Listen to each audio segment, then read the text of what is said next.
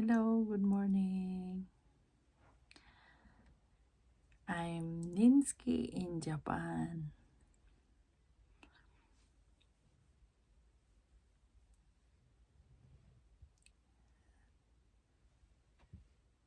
Sa hindi pa nakakilala sa akin, I'm Ninsky in Japan. Hello mga kamamsi, mga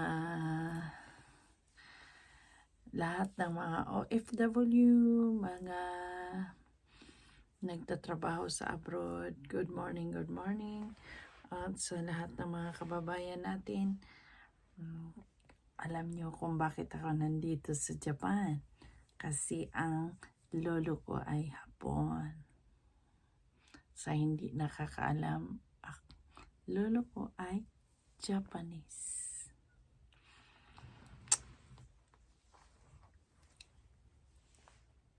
At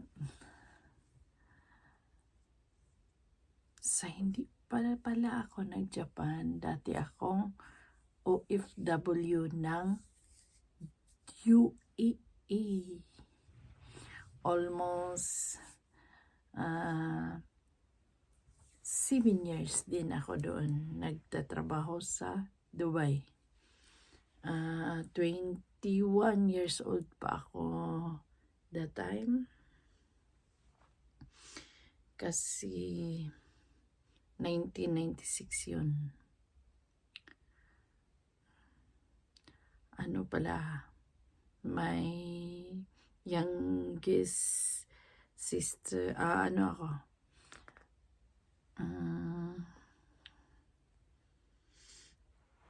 bunsong babae sa 7 kaming magkapatid. Mayroon akong 4 na kapatid na lalaki at 2 kapatid na babae. Saka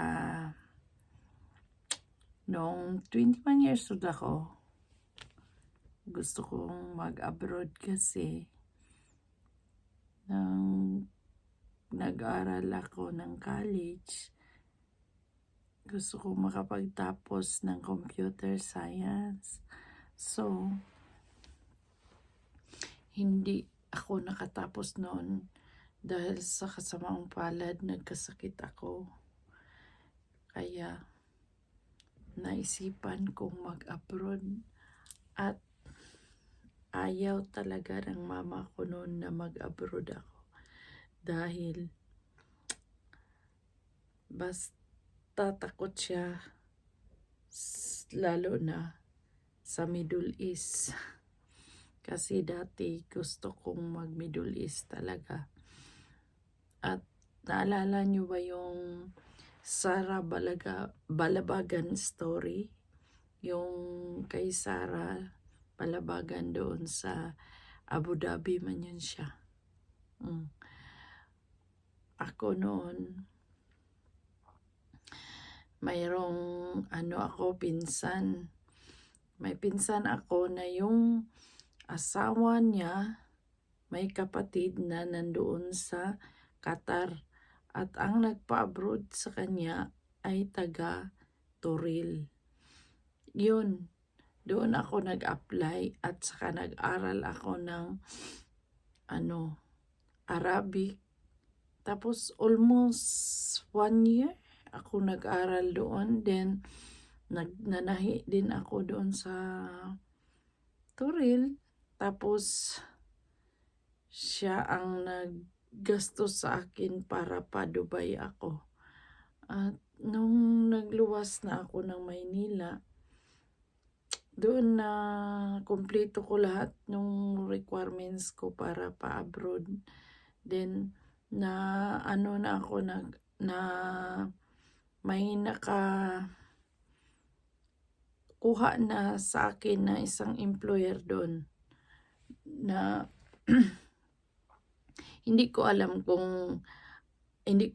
yung ng employer ko dati, kasi pag once ka na mag-abroad ka sa ibang bansa, hindi mo alam kung ano yan sila, mayaman, mahirap o ganun. Hindi mo alam yung ano ng amo mo. So, nung paalis na ako, ang gusto ko sana ay, ang gusto kong applyan ay isang sales lady at saka yung ano,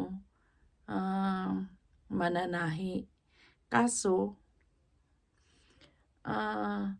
matagal pa, wala pang employer na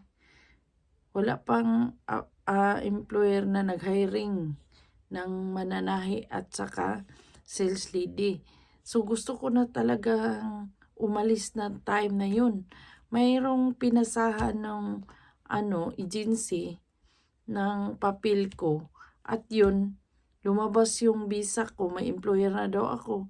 Tapos gusto na akong paalisin. Ayun, nag-go na talaga ako na umalis.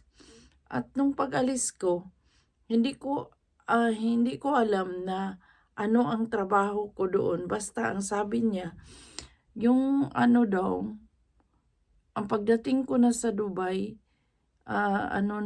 mayroon pa daw yung employer ko na kung makapasa ako, yun ang